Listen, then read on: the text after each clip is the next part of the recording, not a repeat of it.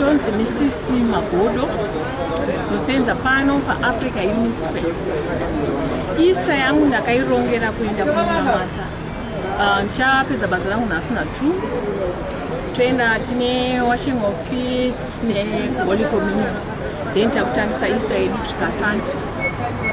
Saka apa ndiri kunofocusa because team yedu ndeyekufocusa on the cross, kuti muchinjiko chii chatinowana pamuchinjiko. Jesu akatakura matenda edu, akatakura matambudziko edu, akatakura all our problems. Saka ndozvatinosarinda kuna Mwari. Even health and diabetes, ndinoti Mwari pamuri kuroverwa muchimuka zvangu zvive zvakachenawo, ndive munhu akakwana. Even maproblems atikusangana nawo kuti zvinhu hazvina kumira zvakanaka munyika. Saka patiri kupedza that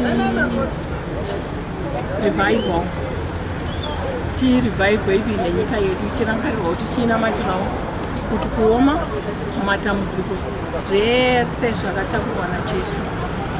Amen.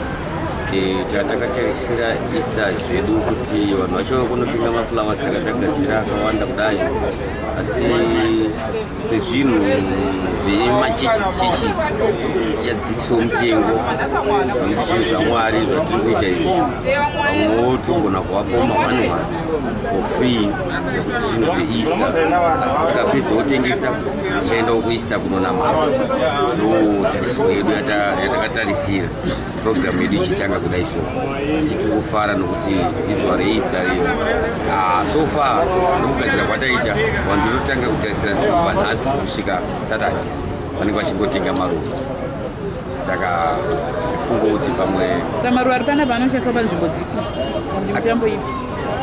Maruva atinawo, mamwe ndeyekuchechi, mamwe ndeyefuneral, mamwe ndeyeLove, mamwe ndeyemuchato, mamwe ndeyemabirthdays.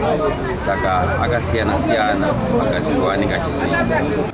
Ndonyaya muzivo waflowers gore rineri Easter tarongera makastoma edu maflowers ese funeral, birthday, wedding, muchato, ari muchato ishoma gore rineri.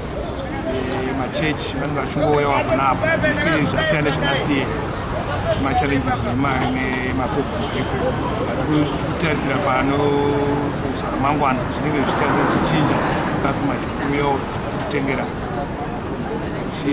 machallenges hatifunge tina akawanda maruva atinawo akawanda but makastoma ndakutenga shoma ndo chile zvino tongoti amakastoma weimbo kusapota